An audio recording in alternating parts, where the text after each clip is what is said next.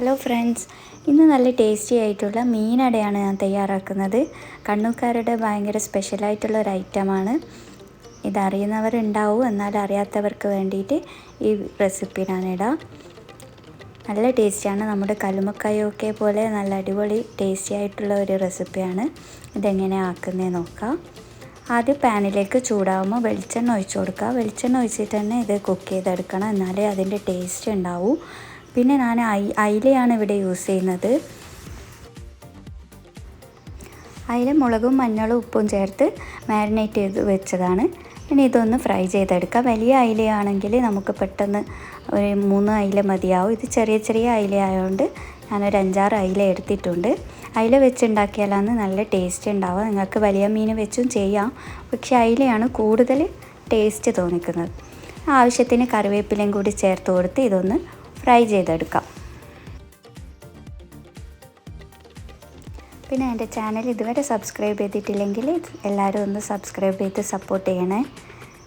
ഇനി ഇതൊന്ന് ഫ്രൈ ആയി വരട്ടെ.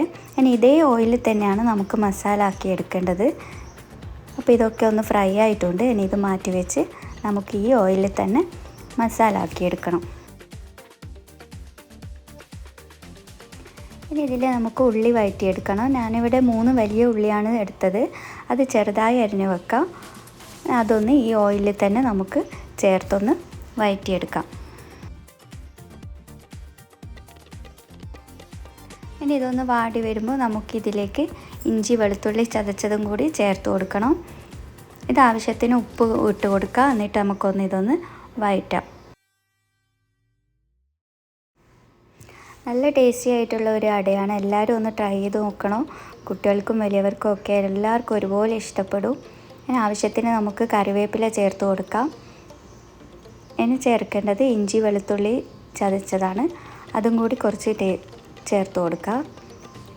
പിന്നെ പച്ചമുളക് വേണമെങ്കിൽ ഇതിൻ്റെ കൂടെ തന്നെ നിങ്ങൾക്ക് ചതച്ചെടുക്കാം. എല്ലാം മുറിച്ച് വേറെ സെപ്പറേറ്റ് ആയിട്ട് ഇടുന്നതാണെങ്കിൽ അങ്ങനെ ഇട്ട് കൊടുത്താൽ മതി. ഞാനിവിടെ ഒരു 4 പച്ചമുളക് ചെറുതായി അരിഞ്ഞത് ചേർത്ത് കൊടുക്കുന്നുണ്ട്. കുറച്ച് ഗരം മസാലയും കൂടി ചേർത്ത് കൊടുക്കുക. തക്കാളിയൊന്നും ഞങ്ങൾ ചേർക്കുന്നില്ല. അതുകൊണ്ട് ഉള്ളി കുറച്ച് ആവശ്യത്തിന് മസാല നമ്മുടെ ഉള്ളിയിലുള്ള മസാല മാത്രമാണ്. അതുകൊണ്ട് എത്രയാണ് വേണ്ടതെന്ന് വെച്ചാൽ എല്ലാവരും അതിനനുസരിച്ചിട്ട് ഉള്ളി എടുക്കാം. ഇനി ഉള്ളിയുടെ കളറൊക്കെ ഒന്ന് ചേഞ്ചായി വന്നിട്ടുണ്ട്. ഇനി നമുക്ക് ഫിഷ് ഒന്ന് ഞാൻ മുള്ളൊക്കെ മാറ്റി വേർതിരിച്ച് വെച്ചതാണ്. ഇതിലേക്ക് ചേർത്ത് കൊടുക്കാം. ഇനി ഒന്ന് എല്ലാം കൂടി ഒന്ന് മിക്സ് ചെയ്തെടുക്കാം. ഇത് ടൂണ വെച്ചിട്ടും ചെയ്യാം. ഞാൻ ടൂണ വെച്ച് ചെയ്തിട്ടും നല്ല ടേസ്റ്റ് ഉണ്ടായിരുന്നു. നിങ്ങൾക്ക് ഒരു ടൂണ വെച്ചും ഇതൊന്ന് ട്രൈ ചെയ്ത് നോക്കാവുന്നതാണ്. അപ്പോൾ നമ്മുടെ മസാലയൊക്കെ ഏകദേശം റെഡിയായി വന്നിട്ടുണ്ട്. ഇതൊന്ന് വാടിയാൽ നമുക്ക് തീ ഓഫ് ചെയ്യാം.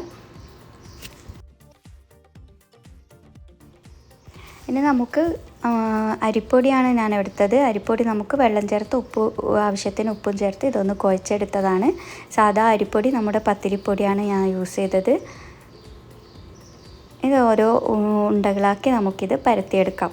എനിക്കിവിടെ വാഴയില ഇല്ലാത്തത് കൊണ്ടാണ് ഞാൻ ഫോയിൽ വെച്ച് പരത്തുന്നത്. വാഴയിലയിലാണെങ്കിൽ നല്ല ടേസ്റ്റി ആയിരിക്കും. നിങ്ങൾക്ക് വാഴയില ഉണ്ടെങ്കിൽ അതിൽ തന്നെ ചെയ്ത് നോക്കാം. ഇനി നമുക്ക് ഇതിലേക്ക് ഈ മസാല ഒന്ന് ചേർത്ത് കൊടുക്കണം. നമ്മുടെ സാധാ അടയൊക്കെ ആക്കുന്നത് പോലെ തന്നെ ആവശ്യത്തിനുള്ള മസാല ചേർത്ത് കൊടുത്ത് ഇതൊന്ന് മൂടിയെടുക്കാം. ഇതൊന്ന് ഇങ്ങനെ അമർത്തി പ്രസ് ചെയ്ത് കൊടുക്കുക. എന്നിട്ട് കൈകൊണ്ട് നല്ലോണം ഒന്ന് അമർത്തി കൊടുക്കണം. അതിൻ്റെ സൈഡിൽ നിന്ന് പൊട്ടിപ്പോവാതിരിക്കാൻ ഇങ്ങനെ ഒന്ന് പ്രസ് ചെയ്ത് കൊടുത്താൽ മതി. ഇങ്ങനെ ആവി ചെമ്പിൽ നമുക്ക് വെള്ളം ചൂടാക്കി ഇതൊന്ന് വേവിച്ചെടുക്കണം. ഒരു 15 മിനിറ്റ് മതിയാവും. നമുക്ക് ഒരു 15 മിനിറ്റ് കഴിഞ്ഞാൽ ഒന്ന് തുറന്ന് നോക്കിയിട്ട് വെന്തിനോ നിങ്ങൾക്ക് മനസ്സിലാവും. 15-20 മിനിറ്റ് മാക്സിമം മതിയാവും. അപ്പോൾ നമ്മുടെ അടയൊക്കെ വെന്ത് വന്നിട്ടുണ്ട്. ഇനി ഒരു ബൗളിലേക്ക് നമുക്ക് മുളക് പൊടിയും മഞ്ഞളും ഉപ്പും ചേർത്ത് മിക്സ് ചെയ്തെടുക്കാം. ആവശ്യത്തിന് വെള്ളം ഒഴിച്ച് ഇതൊന്ന് മിക്സ് ചെയ്തെടുത്തതാണ്. എരിവനുസരിച്ച് നമുക്ക് മുളക് പൊടിയുടെ അളവ് കുറക്കാം.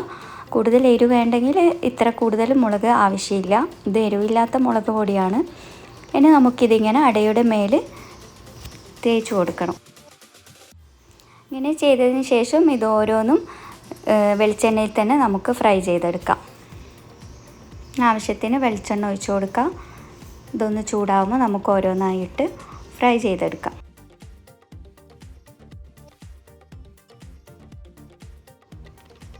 നല്ല ടേസ്റ്റിയാണ്. എല്ലാവരും ഒന്ന് ട്രൈ ചെയ്ത് നോക്കണം. ഇത് ആക്കിയവർക്കൊക്കെ അറിയാം. എല്ലാവരും പാർട്ടിക്കും ഒക്കെ ആക്കുന്നതാണ്. കണ്ണൂർക്കാരുടെ ഇഷ്ടപ്പെട്ട വിഭവമാണ്. നമ്മുടെ അടയൊക്കെ ഓൾറെഡി ആയതുകൊണ്ട് നമുക്ക് കൂടുതലൊന്നും ഫ്രൈ ചെയ്യണ്ട. ജസ്റ്റ് ഒന്ന് അതിൻ്റെ കളറൊന്ന് ചേഞ്ച് ആയാൽ മതി. അപ്പോൾ തന്നെ നമുക്ക് മാറ്റിയെടുക്കാം. ഏകദേശം ഇങ്ങനെ ആയിക്കിട്ടിയാൽ മതി.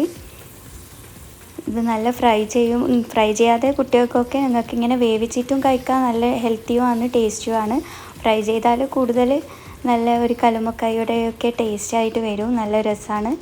2 തരത്തിലും നിങ്ങൾക്ക് കഴിക്കാം. അപ്പോൾ നമ്മുടെ അടയൊക്കെ ആയിട്ടുണ്ട്. ഇനി ഇതൊന്ന് മാറ്റി വെക്കാം.